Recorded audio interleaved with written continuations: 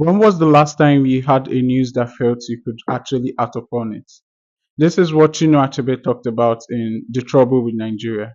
He said whenever two Nigerians meet, the conversation would sooner or later slide into a litany of our national deficiencies.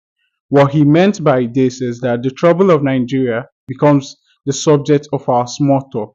This is something he considered a problem because when we make the issues of life and death, according to him, a subject of our small talk, it brings about this resignation, something we can just talk about and accept, something that is beyond our control.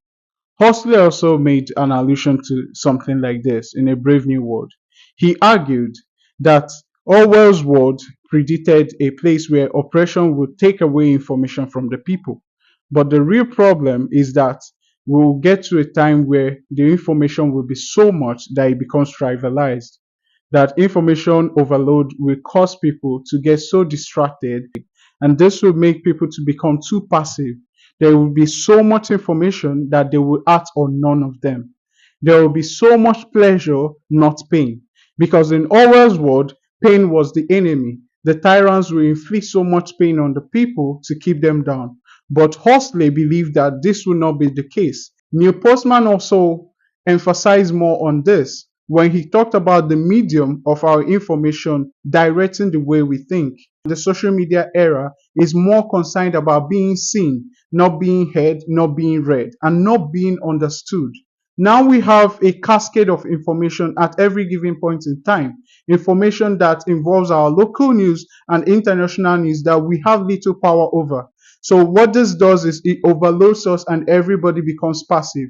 Look at the social media. Before you read one thing, you are getting another news on your feed, and before you're done with that, you're getting something else on your feed. There's so much distraction, so little time to process whatever information we're getting from them.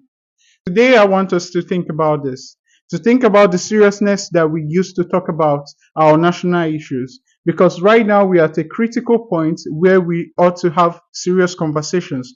But instead, we are afflicted with so much distraction that people cannot even sit with their thoughts and take a stance on every given issue.